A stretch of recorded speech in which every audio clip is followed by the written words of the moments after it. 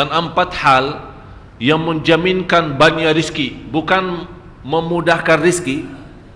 Tolong Bapak Ibu hafal, 4 hal bukan menjaminkan rizki, bukan memudahkan rizki, tidak. 4 hal mendatangkan rizki kemari.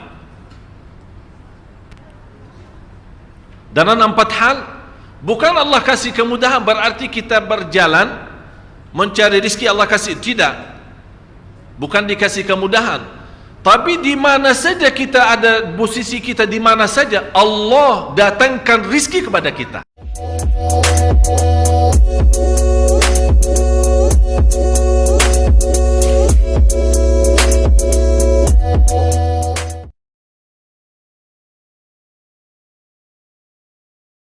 أمن هو قانت آناء الليل ساجدا وقائما يحذر الآخرة ويرجو رحمة ربه.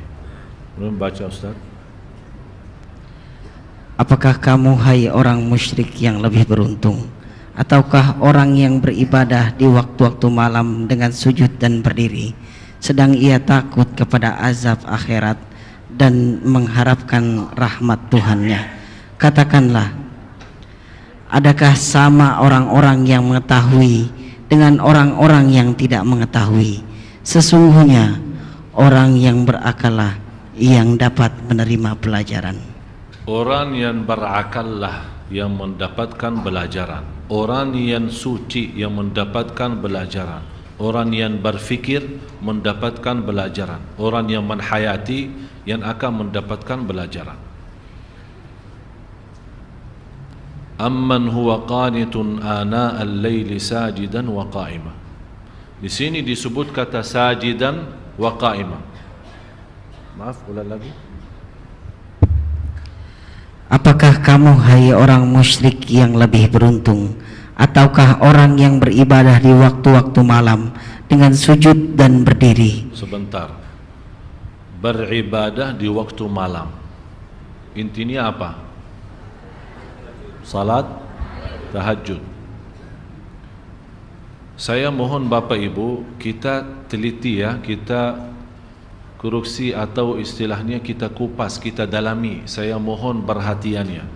Usahakan Bapak Ibu hadirkan qalbunya, hadirkan fikirannya, bukalah hatinya dan jiwanya, agar insya Allah mutiara-mutiara yang malam ini bisa langsung masuk ke dalam hati kita, langsung masuk dalam jiwa kita, yang insya Allah banyak hal akan bisa berubah hanya dalam satu ayat yang amat mulia bagi saya. Jadi saya mohon sekali lagi perhatiannya. Yang lagi makan stop dulu, lanjut puasa lagi. Yang lagi minum, saya minta sebentar saja kasih perhatian,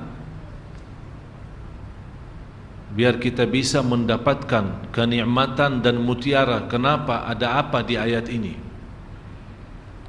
Kalau kita Bapak Ibu ingin mendapatkan ilmu transferannya langsung dari Allah, bukan dari Syekh Ali, bukan dari siapa-siapa, langsung dari Allah yang maha mengetahui segala-galanya. Wa ma utitu minal ilmi illa qalila. Seberapapun ketinggian ilmu kita dibanding dengan ilmu Allah masih kecil dan sedikit. Kalau dikumpulkan seluruh ilmu pengetahuan manusia, segala ilmunya, ilmu agama maupun ilmu duniawi, dikumpulkan jadi satu dibandingkan dengan ilmu Allah, seperti kita masukin jari dalam air laut. Air laut itulah ilmu Allah, dan jari manusia, ilmu jari-jari manusia itu adalah ilmu seluruh manusia sejak awal makhluk sampai akhir. Berarti tidak ada artinya, belum apa-apa, belum sedikit pun. Oleh karena itu Bapak Ibu, saya harap malam ini dan seterusnya yang ingin mendapatkan ilmu transferannya langsung dari Allah, di sini rahasia ayat ini. Dengan rahasia ayat ini bisa kita mengisi charger ya, cas. Apa yang dicas? Kalbu dan jiwa. Sekarang seluruh tumbuh badan kita sudah cas, makanan, minuman enak apa, biar kita sehat, olahraga, senam dan yang lain-lain. Kita semua sudah diusahakan. Kenapa? Agar nampaknya badan masih, walaupun sudah umur usia tua, tapi kita harap dilihat oleh manusia, oh masih top, masih. Kelihatannya pun dari sisi tumbuhnya, dari sisi mukanya, walaupun dia sudah tua tapi masih menjaga olahraga, senam dan yang lain-lain. Agar apa? Terlihat badannya masih bagus, kesehatannya masih luar biasa. Tapi yang kita memberikan perhatian ini kesehatan batin, jiwa, kalbu itu bagaimana? Obatnya apa? Tidak ada obat selain ayat ini. Oleh kerana itu disebut amman huwa qanitun ana al-laili. Mohon ulang lagi. Apakah kamu, hai orang musyrik yang lebih beruntung, ataukah orang yang beribadah di waktu-waktu malam dengan sujud dan berdiri? Beribadah di waktu malam. Karena di sini istilah beribadah sebenarnya terjemahan saya sudah selalu saya sampaikan, belum ada bahasa yang bisa teliti isi Al-Quran selain bahasa Arab. Jadi tidak usah capek mutar pusing sana kemari, mutar lagi, balik lagi, tidak akan bisa faham sesuai maksud. Karena di sini orang-orang yang beribadah, tapi kalau di dalam ayat itu tidak ada sebut ibadah kan? Yang disebut apa? Amman huwa qanitun. Qunut, di sini ada istilah qunut. Istilah qanitun beda sama abidun. Abidun itu dikenal sebagai ahli ibadah. Tapi qanitun dia memiliki sebuah keistimewaan yang luar biasa. Karena istilah qunut sebagaimana penjelasan Imam Syafi'i, al-qunutu tulul qiyam. Qunut itu lama berdirinya. Dan lama berdiri itu hanya khusus untuk salat tahajud. Kalau Bapak Ibu yang sudah berangkat umrah bulan puasa, dilihat bagaimana bacanya imam. Mohon maaf, termasuk sekarang sudah termasuk cepat. Karena sudah dilihat kondisi umat sudah mulai malas, akhirnya dikurangi. Padahal waktu saya masih di sekolah SMP, masih SD SMP, dibawa sama orang tua ke Masjid Nabawi, dalam satu malam imamnya khatam 3 juz. 10 malam akhir khatam Al-Quran 2 kali. Artinya sekarang cuma 1 kali khatam bulan Ramadan kan, di malam 29. Waktu kita masih sekolah, tarawih punya khataman sendiri setiap malam 1 juz. 10 malam punya khataman sendiri setiap malam 3 juz. Mulai dari hampir kita mulai salat malam jam 1, hampir mendekati subuh. Dan kita merasa kenikmatan yang luar biasa. Itu yang hakikatnya tahajud. Dan selalu saya minta sama jamaah, cuba salat tahajud, walaupun seminggu sekali, walaupun 2 rakaat, tak usah banyak-banyak, tapi nikmat hayati, rasakan. Walaupun diulangi ayatnya sampai subuh, walaupun 1 ayat. Sebagaimana Rasulullah SAW pernah salat malam, sepanjang malam salat malam hanya dengan 1 ayat.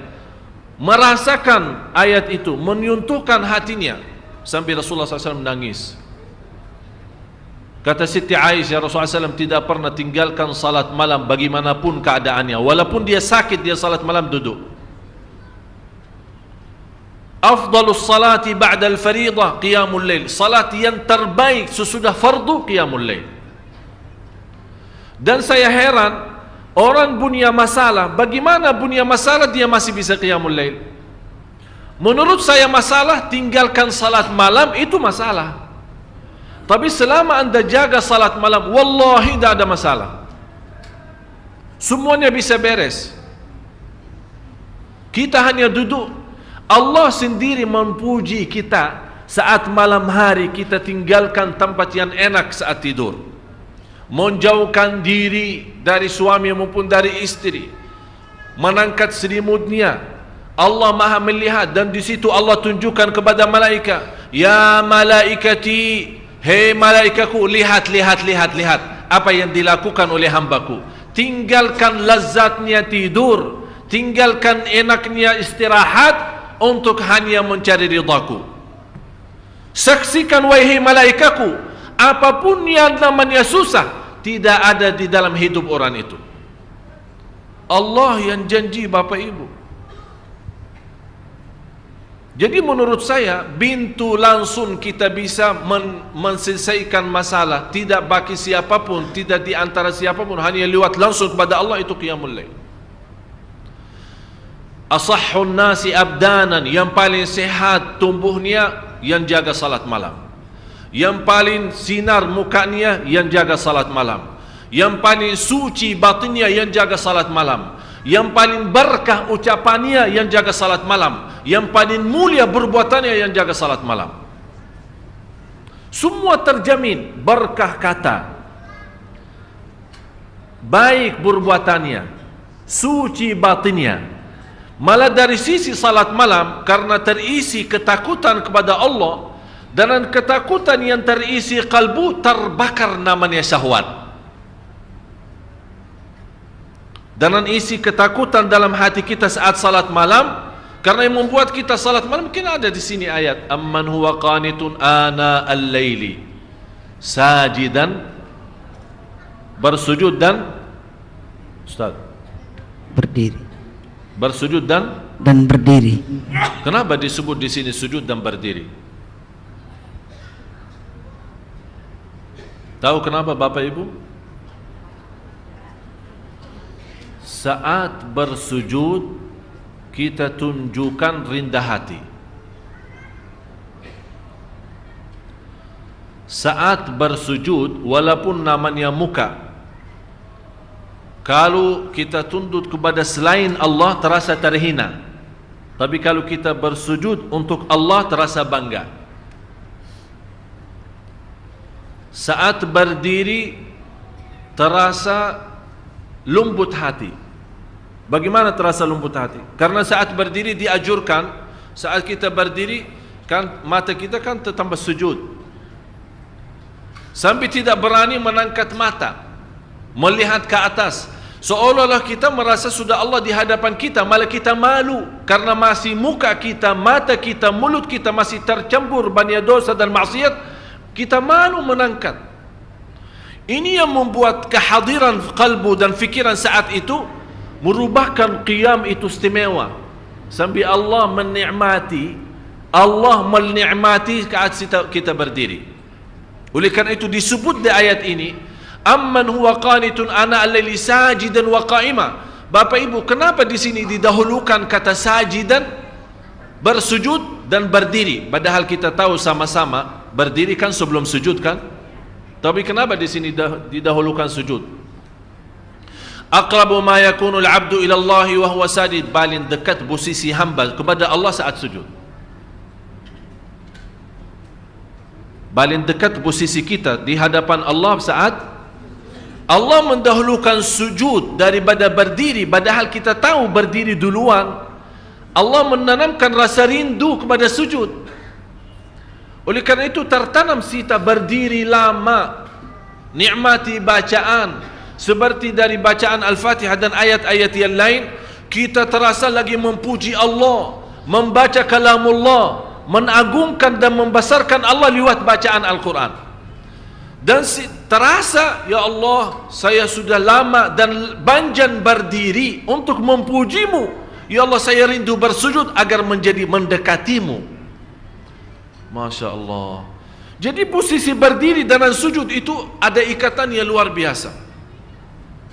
Oleh karena itu di rahasia ayat ini dibawakan kata sujudan, sajidan wa qa'ima. Yang lebih indah lagi Bapak Ibu, dibawa kata sajidan, bukan sujudan. Kenapa sajidan? Itu merubahkan orang ini sangat membutuhkan kedekatan kepada Allah. Memang Bapak Ibu semua saya yakin sangat merindukan menjadi hamba yang terdekat kepada Allah. Itu sujudnya.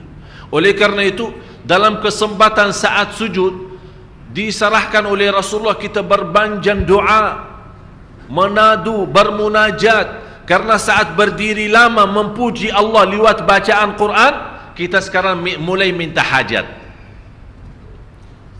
Karena saat berdiri kan dah boleh doa. Kapan boleh doa? Saat Apa yang kita baca saat berdiri? Alhamdulillahi Rabbil Alamin.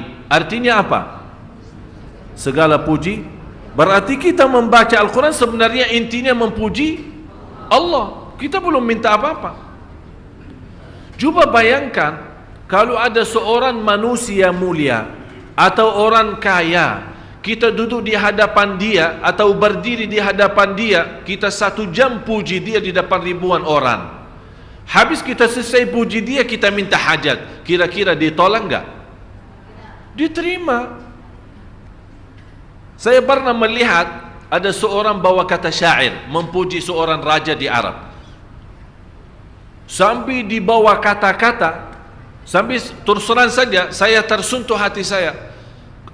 Padahal di bawah kata-kata, barangkali kalau kita kasih ke Nabi masih mending daripada manusia. Luar biasa pujiannya kepada raja. Sampai raja sendiri sudah merasa dirinya kagum, sudah tidak bisa bertahan saking pujiannya tinggi.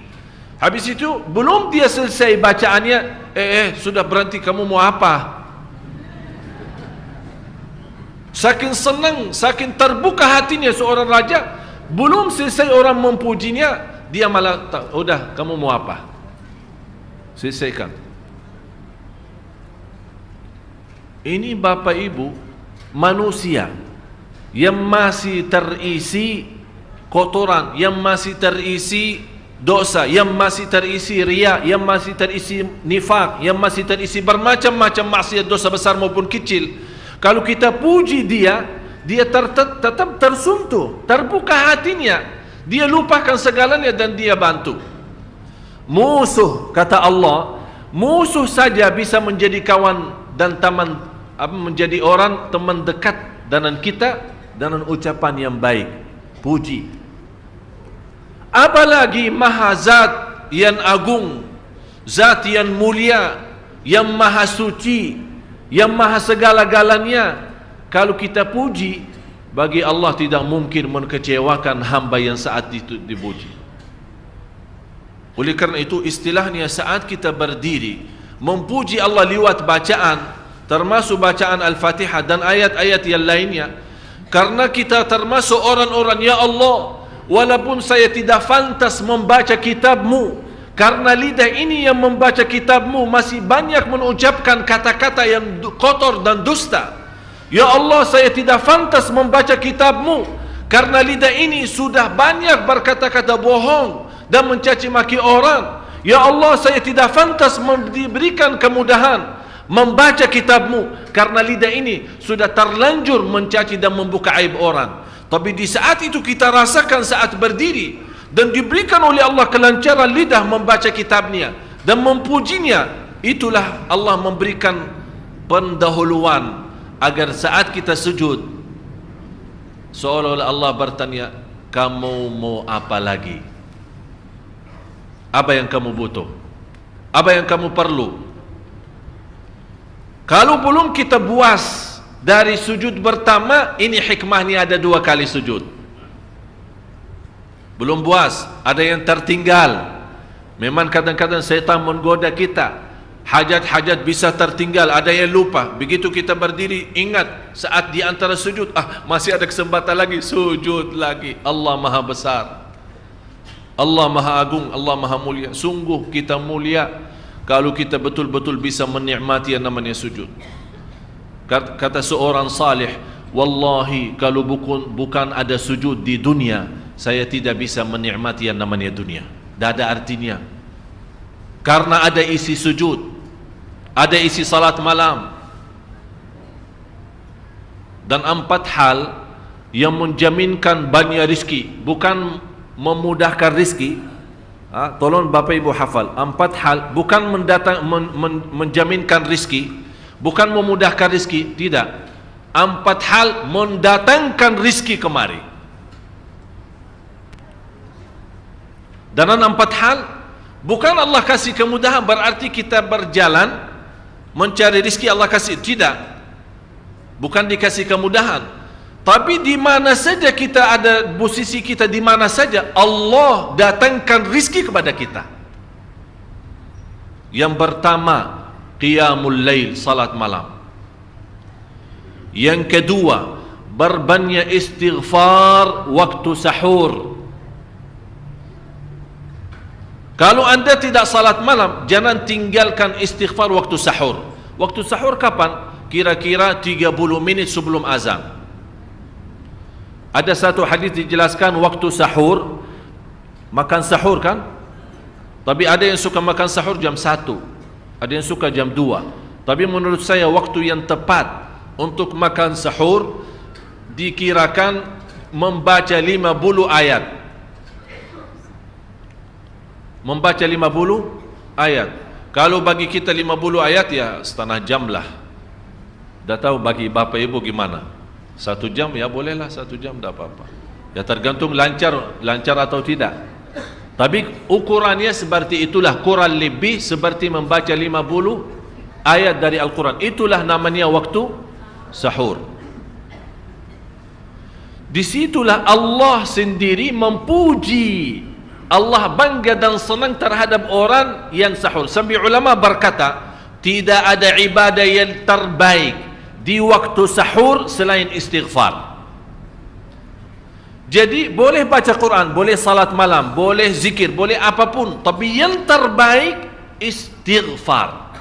Jadi tinggalkan segalanya, tinggalkan Quran, tinggalkan salat malam, tinggalkan baca Quran, tinggalkan zikir, fokus hanya istighfar.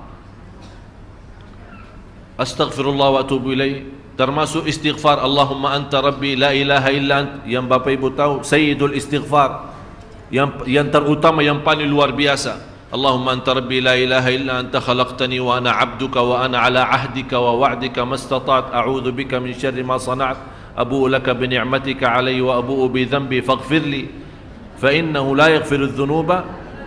Ya Allah, kalau kita fahami doa ini luar biasa. Oleh karena itu kata Rasulullah, barang siapa yang membaca sayyidul istighfar kemudian di malam hari dengan keyakinan dia meninggal habis baca istighfar, masuk surga. Masuk surga. Berarti ini salah satu doa yang menjaminkan dengan mudah masuk surga. Jadi 4 hal yang mendatangkan rizki, bukan kita mencarinya, dia yang datang kemari. Apalagi saat mencari lebih mudah. Qiyamul lail, salat malam. Tapi dalam bahasa, mohon maaf Bapak Ibu, dalam bahasa Arab disebut qiyamul lail, bukan salat. Tapi kalau diterjemahkan dalam bahasa kita salat. Tapi kenapa di situ qiyamul lail? Diberikan qiyamul lail, qiyam artinya berdiri. Berarti lama. Saking lama berdiri dikaitkan jadi qiyamul lail. Qumil laila ya ayyuhal muzammil. Apa terus? Qumil lail, berdirilah saat malam. Berdirilah, bukan salatlah malam, tidak, berdirilah malam hari. Itu dahsyatnya di situ berdiri. Qiyamul lail. Yang kedua, berbanyak istighfar. Yang ketiga, berbanyak sedekah. Sebenarnya bukan istilah berbanyak sedekah. Kadang-kadang orang bersedekah 100 juta, udah saya sudah bersedekah 100 juta. Bukan itu. Bukan yang dimaksud berbanyak sedekah itu dari sisi uang itu banyak atau sedikit, bukan. Yang dimaksud rahasia sedekah, ta'ahudus sedekah, istiqamah bersedekah. Istiqamah itu tidak menjadi masalah besar maupun kecil. Itu tidak menjadi masalah, karena bagi Allah tidak ada artinya besar maupun kecil. Kita tidak memberikan kepada Allah karena Allah Maha Kaya. Tapi rahasia sedekah itu kita terus menerus sedekah, siang pagi malam, siang pagi malam, pagi besok terus, minggu depan, tidak pernah berhenti. Setiap ada kesempatan selalu kita membawa sedekah. Itu namanya ta'ahudus sedekah. Ta'ahud kalau dalam bahasa sebuah janjian, seolah-olah kita ada kontrak kerjasama antara diri dengan apa? Dengan sedekah. Itu kata ta'ahud, ahad, berjanjian. Saya berjanji, seolah-olah ada berjanjian antara kita dengan sedekah. Jadi tidak boleh terlepas dari berjanjian, seolah-olah kita menghormati berjanjian. Bagaimana menghormati? Kita terus kerjasama. Kita beri, Allah ganti berkah sedekah. Kita beri lagi, Allah ganti masih terus. Kita beri, masih Allah terus ganti. Itulah dahsyatnya sedekah. Jadi Bapak Ibu, jangan nunggu hari tertentu, bulan tertentu, malam tertentu kita bersedekah. Jangan. Setiap kita merasa ada berita baik, ada berita maupun ada berita buruk yang menyakiti perasaan kita di rumah tangga kita, anak kita, suami kita, istri kita, apapun, langsung segera sedekah. Disitulah rahasianya. Ikatkan seolah-olah kita sudah membuat perjanjian antara diri dan sedekah dalam segala hal, hal senang maupun hal tidak, hal bahagia maupun hal sedih, hal bangga maupun hal lagi menghadapi kesusahan, kesulitan, selalu sehat dan sakit. Terus yang keempat, zikir, berzikir pagi hari dan sore hari. Berzikir pagi hari dan sore hari. Ini 4 hal Bapak Ibu. Berdiri malam hari, itu yang namanya tahajud, banjanya atau lamanya berdiri. Berbanyak istighfar waktu sahur. Yang ketiga, berbanyak sedekah. Sudah Bapak Ibu mengerti? Jadi istilah berbanyak sedekah bukan artinya harus banyak dari jumlah hitungannya, tidak. Yang keempat adalah berzikir di pagi hari maupun petang hari. Amman huwa qanitun ana al-laili sajidan wa qa'ima. Sajidan wa qa'ima. Jadi Bapak Ibu, saat kita berdiri lama, walaupun baca satu ayat, diulangi berkali-kali, walaupun baca surah pendek, tapi diulangi berkali-kali, tidak menjadi masalah. Bapak Ibu hanya hafal qulhu. Qulhu dibaca 3 kali, pahalanya seperti baca Al-Quran 30 juz. Ada seorang salih mengajak kawannya, sudah mendekati subuh, ayo bangun salat malam dan baca sepertiga Al-Quran. Langsung orang itu menjawab, bagaimana saya baca? Sebentar lagi muazan. Bacalah qul huwallahu ahad. Salat malam dan qul huwallahu ahad. Jadi Bapak Ibu, yang saya harap, Jangan susah fikir, ya Allah saya mau baca apaan. Tak usah susah fikir. Baca dan nikmati, yang penting nikmati bacaan. Walaupun qul huwallahu ahad setiap hari. Kalau kita pusing baca, Allah tidak akan pusing mendengar. Malah Allah paling senang mendengar bisikan bacaan dan bisikan doa kita malam hari. Allah paling senang mendengar bisikan doa munajat kita malam hari. Itu luar biasa. Terus lanjut, sedang ia takut kepada azab akhirat dan mengharapkan rahmat Tuhan. Ini Bapak Ibu, takut dan mengharap rahmat. Inti daripada salat malam. Inilah rahasia kalau Bapak Ibu mau mendapatkan transferan ilmu dari Allah. Yahdharul akhirah, takut kepada Allah dan takut hari akhirat. Takut aib kita ditahu oleh miliaran manusia.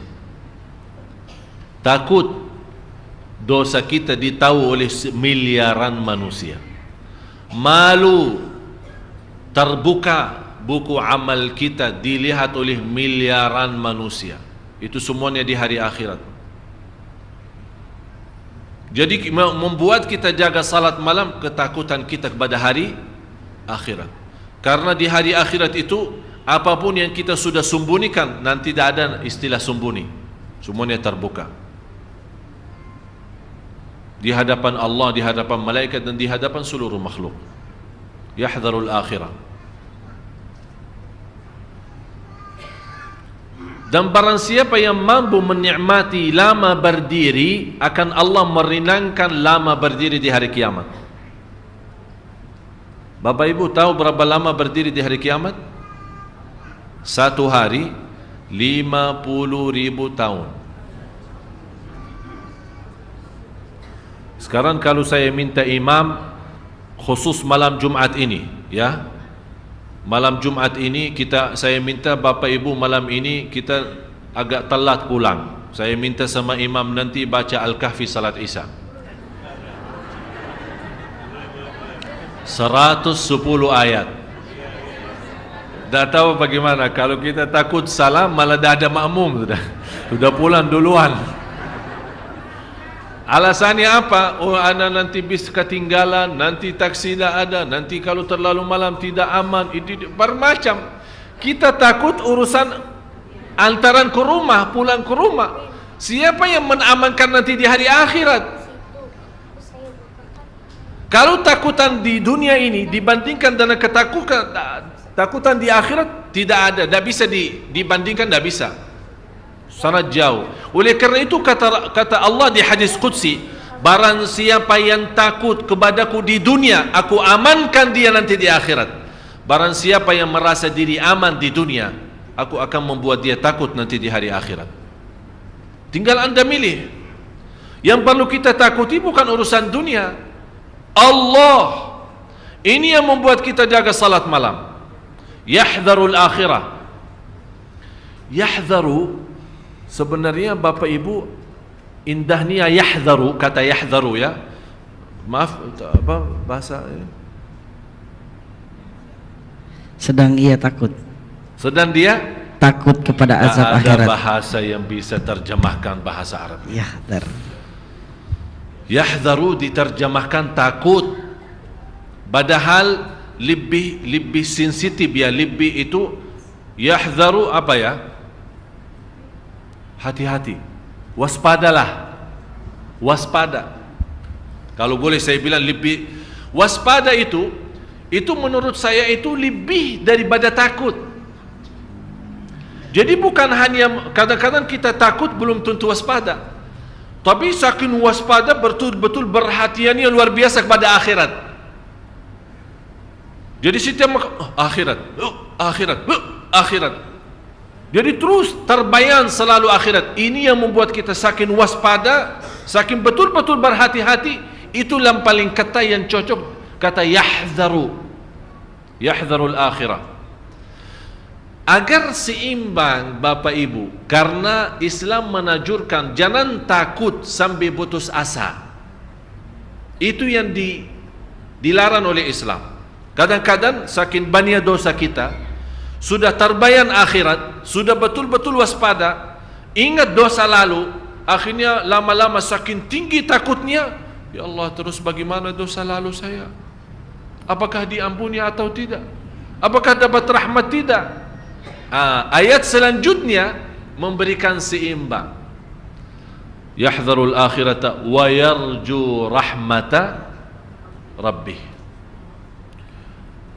Ya Allah, Bapak Ibu mohon maaf kalau saya mau teliti, ya, setiap kata, setiap ayat, setiap kalimat, setiap huruf, barangkali sampai subuh belum kita selesai satu ayat ini, belum tentu selesai. Allah Akbar. Wa yarju rahmat rabbih.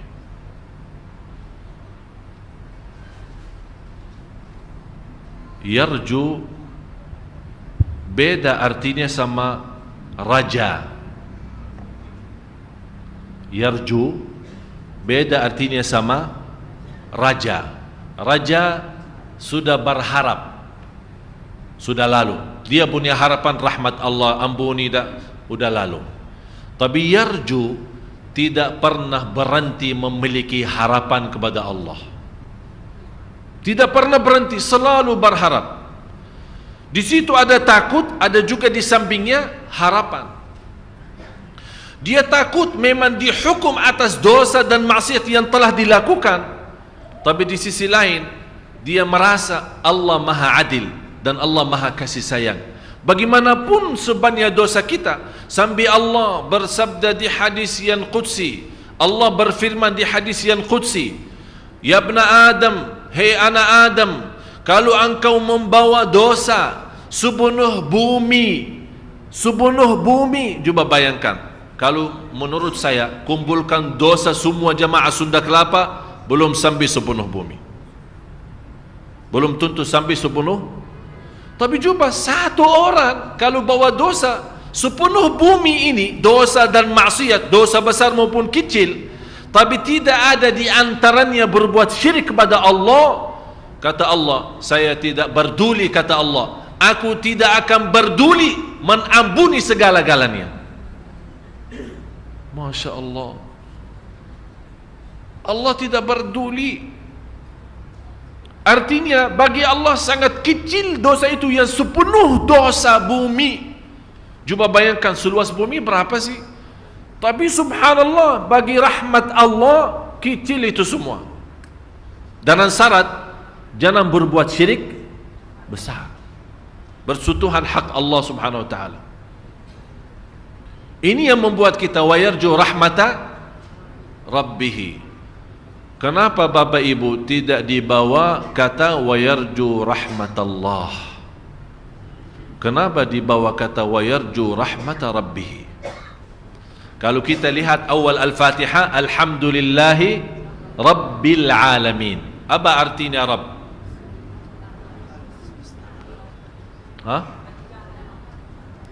Menjaga.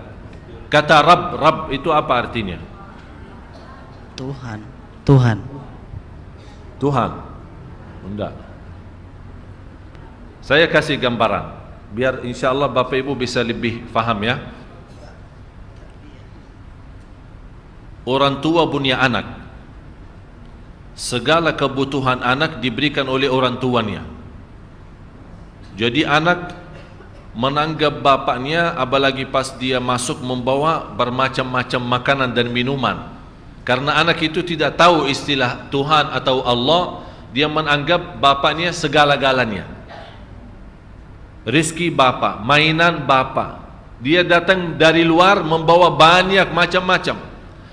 Seolah-olah anak itu sudah merasa segala kenikmatan dan kebutuhan oleh anak itu ditutupi dan dipenuhi oleh ayahnya. Segala kenikmatan, segala rahasia, segala kemuliaan semuanya dari ayahnya. Oleh kerana itu dinamakan Rabbul Bait. Rabbul Bait artinya Rabb rumah tangga. Rabb artinya kepala. Seolah-olah karena segala-galanya untuk anaknya adalah dari dia. Yang mendidikkan anak itu, yang membesarkan anak itu dengan segala rizki yang dia bawa kemari untuk anak itu. Oleh karena itu dinamakan Rabb. Tapi kalau kita kata Rabb sendiri maksudnya Allah. Tapi kalau misal kita bilang Rabbul Masjid atau misal Rabb rumah, apa artinya Rabb rumah?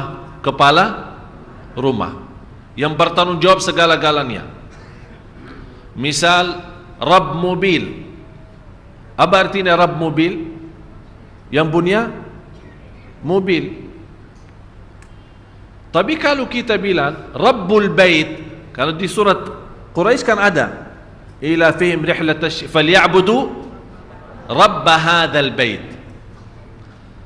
Istilah kata Rabb memang dalam bahasa Arab Rabb itu kalau datang sendiri maksudnya Allah. Tapi kalau ada sebuah kata yang diikutnya belakang itu bisa rubah makna. Di sini kata wa yarju rahmata rabbih. Rabbihi ini kan ada hak. Seolah-olah kita di sini menakui tidak pernah terputus harapan kita kepada Allah sebagai segala nikmat yang aku miliki itu dari Dia. Segalanya dari Dia, lahir batin saya dari kecil sampai besar dari Dia.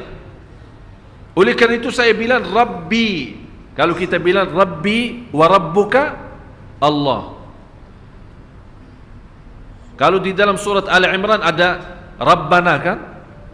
Saat kita baca doa Rabbana atina. Tapi kalau untuk satu orang apa bilang? Rabbi. Rabbi. Berarti kata sebenarnya kata Rabbi lebihnya daripada kata Allah, padahal kata Allah itu termasuk sebuah nama yang sangat agung di antara Asmaul Husna.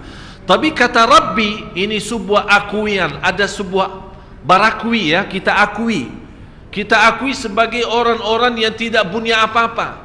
Karena yang mendidikkan kita, yang memberikan segala-galanya Allah adalah Rabbi, Rabbi Allah.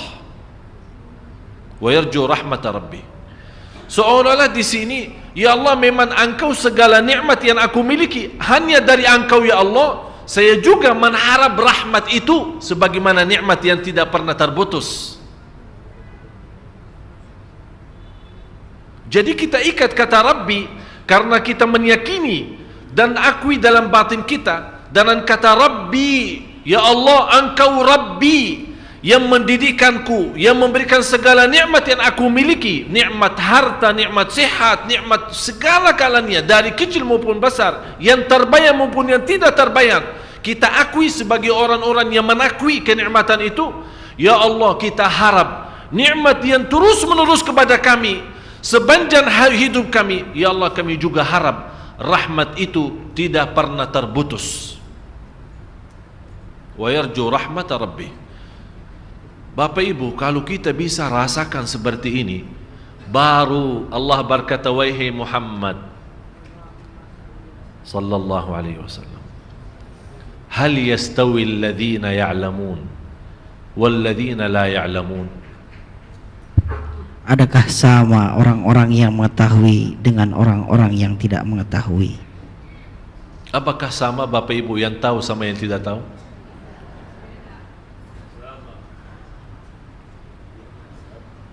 Manusia terhadap ilmu empat.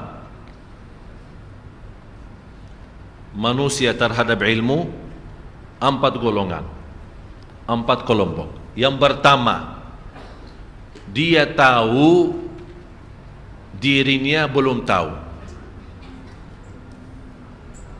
Ini maaf ya, bahasa mungkin agak sedikit aneh ya. Dia tahu, dia belum tahu. Atau istilah lain, dia yakin, dia tahu dirinya tidak tahu apa-apa. Faham? Belum faham ya? Jadi kalau ditanya tahu, ana yakin tak tahu apa-apa. Ana tak tahu apa-apa. Yang kedua, dia tidak tahu, dia tidak tahu.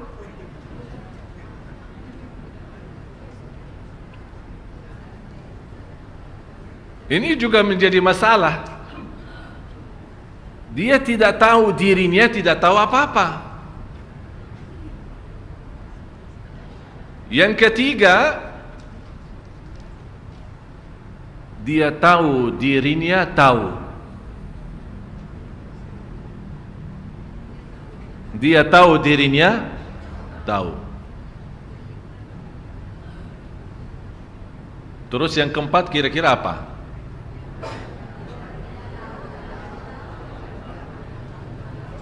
Dia tahu, tidak tahu. Sekarang kira-kira kita dari yang mana? Apakah tahu diri tidak tahu?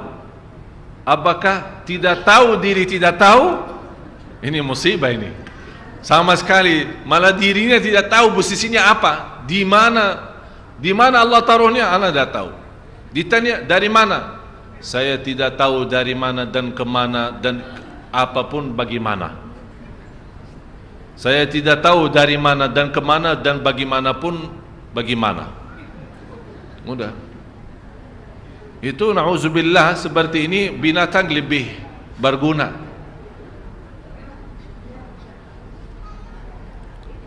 Yang pertama, dia tahu dirinya tidak tahu. Yang kedua, dia tahu dirinya, dia tidak tahu dirinya tidak. Ini musibah ya? Mudah-mudahan tidak ada di antara kita yang tidak tahu dirinya tidak tahu. Yang ketiga, dia tahu dirinya tahu.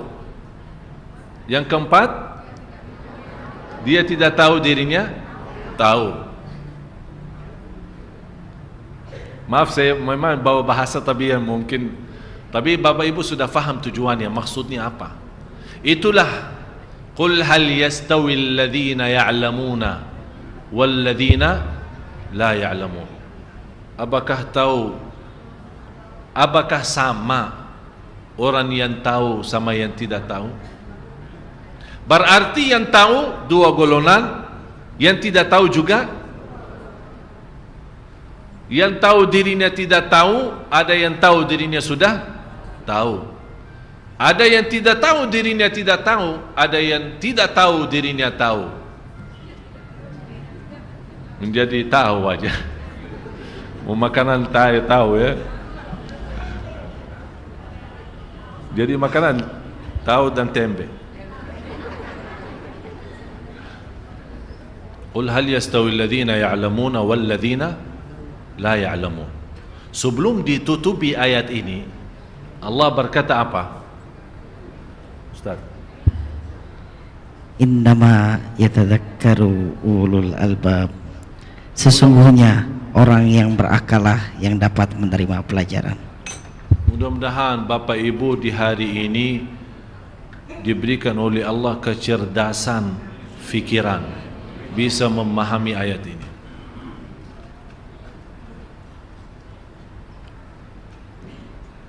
Menurut saya, kalau kita benar-benar mau memperbaiki kehidupan kita dan juga mau memperbaiki negeri kita, kuncinya salat malam. Saya tadi jam 12 siang berjumpa dengan Bapak Marzuki Ali, Ketua DPR. Terus dikasih oleh protokol hanya 15 menit. Saya masuk jam 12.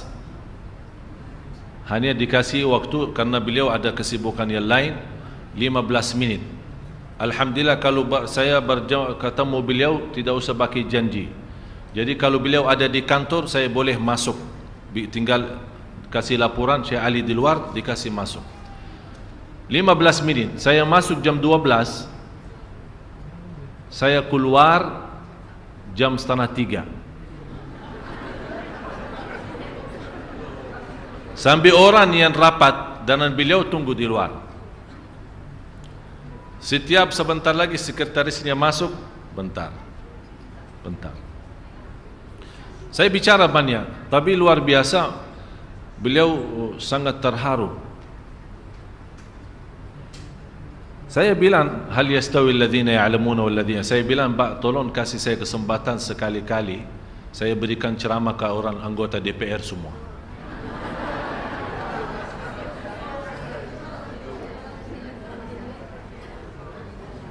InsyaAllah dengan pertolongan Allah keluar dari DPR semua nangis. Tapi nangisnya yang insyaAllah yang rubah hidup mereka, bukan nangis yang tapi habis nangisnya malah hilang sandal. Ada satu cerita, seorang salih khutbah Jumat, khutbah yang membuat jamaahnya nangis, terharu, tersentuh. Begitu bubar dari salat Jumat, malah hilangnya sandal imamnya hilang. Dia heran, kalau memang semua jamaah nangis, yang curi sandal saya siapa sih? Jadi kan nangis bermacam-macam. Dan yang kita harap nangisnya itu yang bisa merubah kita, yang bisa menanamkan rasa malu, yang bisa menaikkan kualitas takut. Yang saya selalu bilang, terisi takut hati kita kepada Allah, terbakar yang namanya syahwat. Bukan menghilangkan syahwat lagi, terbakar, habis total syahwat itu. Jadi bagaimanapun datang syaitan menggoda, tidak ada lagi, tidak ada yang tersisa dari syahwat karena sudah terbakar habis. Itulah saking nikmatnya ayat ini. Yang mudah-mudahan Bapak Ibu kita menjadi orang yang disebut oleh Allah di ayat 9 ini. Innama yatadzakkaru ulul albab. Ya Allah, jadikan Bapak Ibu semua ahli ulul albab. Ulul albab dijelaskan oleh ulama yang berakal selamat. Akal selamat artinya bukan orang stres, bukan. Akal selamat artinya memiliki kecerdasan yang bisa memahami tujuan daripada ayat. Oleh karena itu Bapak Ibu, saya harap saat anda nanti malam salat malam, apalagi malam Jumat, saya minta semua jamaah mulai malam ini kita bikin sistem baru salat malam. Mudah-mudahan karena malam ini malam Jumat dan malam berkah, kita harap mulai malam ini Allah rubah segala-galanya ke depan. Hajat dunia, hajat akhirat, urusan rumah tangga, urusan usaha, urusan rizki, urusan kesehatan kita, segala-galanya Allah uruskan. Jadi kita benar-benar kita buka jubah. Saya yakin kalau Bapak Ibu masuk, apalagi malam Jumat, malam yang penuh barakat dan rahmat, di waktu sahur sebelum subuh, kira-kira 1 jam atau setengah jam saja, tak usah lama. 2 rakaat, tapi dengan nikmat, dengan enak, senang, rasakan. Terasa kita berdiri di hadapan Allah dengan rindah hati, dengan tawadhu, lembut, dan merasa merindukan segera sujud. Karena habis lama berdiri, saya yakin akan Bapak Ibu malam besoknya, walaupun capek, walaupun nantuk, walaupun mau tidur, Allah kasih energi untuk kita bangun salat malam lagi. Karena kita sudah terasa indahnya, sudah terasa kenikmatannya. Wallahi kalau bukan salat malam, tak ada lezat di dunia, tak ada istilah nikmat di dunia. Kata ulama, ada surga Allah di dunia. Barang siapa yang masuk surga Allah di dunia, pasti masuk surga Allah di akhirat. Salat malam surga Allah di dunia. Salat malam. Siap?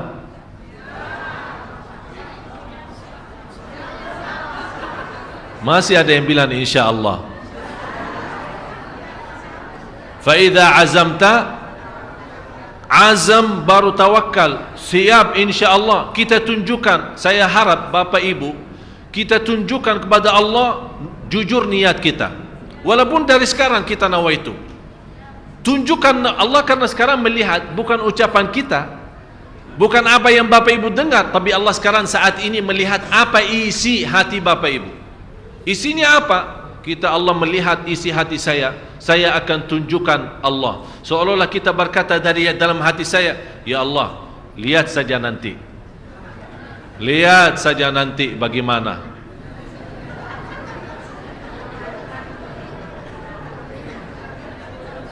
Maksudnya apa? Lihatlah nanti saja. Kita tunjukkan sebagaimana kita tunjukkan ya Allah, kalau engkau memang mau melihat, nanti saya tunjukkan malam hari. Lihat segala-galanya dari aku, ikhlas, khusyuk, dan luar biasa keistimewaan. Disitulah Bapak Ibu, wallahi saya yakin, begitu anda salat subuh dan buka hari baru, sungguh akan menjadi berbeda dalam segala perasaan kita. Mau coba? Nanti malam. Lapangannya nanti malam. Disitulah kita tunjukkan kepada Allah. Mudah-mudahan dengan kejujuran Bapak Ibu, dengan keikhlasannya Bapak Ibu, Allah buka hati kita semua, diberikan kecerdasan pikiran agar kita bisa menikmati dan memfikirkan.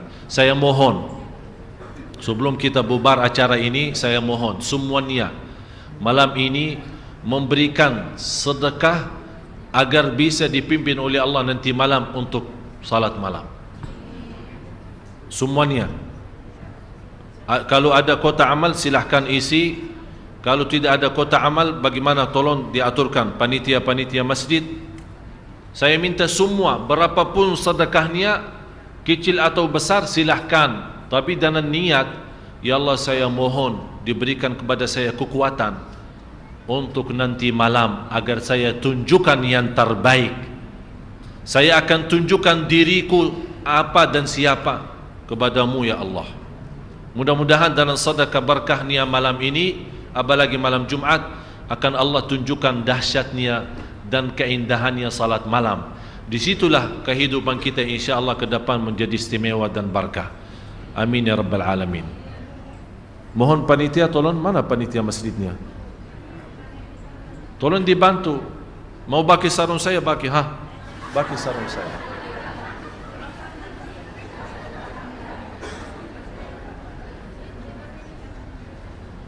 Semuanya saya harap semuanya bersedekah malam ini. Apa bagaimana terserah, mau berapa terserah. Saya tidak tuntut dan saya tidak minta. Pokoknya saya harap, tapi dengan niat satu. Ya Allah, kasih saya kekuatan dan taufikmu agar saya nanti tunjukkan kata sajidan wa qa'ima sebagaimana ayat ini. Dan mohon Bapak Ibu nanti kalau Bapak Ibu sudah pulang ke rumah, sebelum anda tidur baca ayat ini, surah 39 ayat 9. Baca sambil nikmati, sambil rasakan, sambil hayati, kemudian tidur. InsyaAllah lihat tidur yang indah. InsyaAllah lihat tidur yang indah. Sarung saya jangan bawa jauh dah. Semoga apa yang saya sampaikan bermanfaat. Semoga bagaimana kita sama-sama berkumpul di sini, mudah-mudahan diberikan oleh Allah kemuliaan, sama-sama jumpa lagi di surga Allah bersama Nabi Muhammad sallallahu alaihi wasallam. Ya Allah, ya Tuhan kami, berilah kepada Bapak Ibu taufikmu ya Allah, agar bisa istiqamah salat malam. Dengan berkahnya salat malam dan keindahan salat malam, kita mampu memiliki kehidupan yang bahagia, rumah tangga yang sakinah mawaddah rahmah, dan segala kesulitan dan kesusahan dijauhkan oleh Allah dengan salat malam. Ya Allah, kuatkanlah kami agar istiqamah salat malam. Ya Allah, berilah taufikmu. Ya Allah, berilah kepada kami taufikmu agar mampu menjaga salat malam dengan seindah-indah ayat ini ya Rabbal Alamin. Agar kami mendapatkan ilmu langsung darimu ya Allah, ilmu laduni ya Allah, ilmu ma'rifat ya Allah, birahmatika ya arhamar rahimin. Ampunilah segala dosa kami, ampuni kekurangan kami, dan tutupi aib kami. Dan ya Allah, maafkan atas kesalahan kami ya Rabbal Alamin. Ampuni orang tua kami ya Allah, ampuni orang tua kami, dan ampuni saudara kami muslimin muslimat, mukminin mukminat yang hidup maupun yang telah wafat. Ya Allah, aku mohon dengan nama-Mu yang agung dan mulia untuk Bapak Ibu. Ya Allah, jauhkan wajah Bapak Ibu dari neraka Jahannam ya Allah. Ya Allah, jauhkan wajah Bapak Ibu dari neraka Jahannam ya Allah.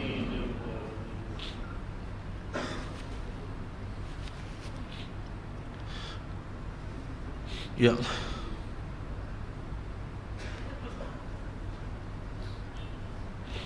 ya Allah, jauhkan wajah Bapak Ibu dari neraka Jahannam ya Allah. Keturunannya, anaknya, cucunya ya Allah, jauhkan dari neraka Jahannam ya Allah. Bukalah hati Bapak Ibu semua ya Allah, agar menjadi hamba-Mu yang salih-salihah. Bukalah hati suami Bapak Ibu ya Allah, suami ibu-ibu dan istri ini ya Allah. Ya Allah, bukalah hati kami semua ya Allah, yang punya hajat lahir dan hajat batin, hajat dunia maupun hajat akhirat. Tidak ada yang keluar dari masjid ini di malam ini yang penuh barakah sampai dipenuhi oleh Allah segala hajatnya, hajat dunia maupun hajat akhirat ya Rabbal Alamin. Rabbana atina fid dunya hasanah wa fil akhirati hasanah wa qina adzaban nar. Wa sallallahu ala sayyidina wa nabiyina Muhammad wa ala alihi wa sahbihi wasallam. Walhamdulillahi rabbil alamin. Subhanakallahumma wa bihamdika asyhadu an la ilaha illa anta astaghfiruka wa atubu ilaik.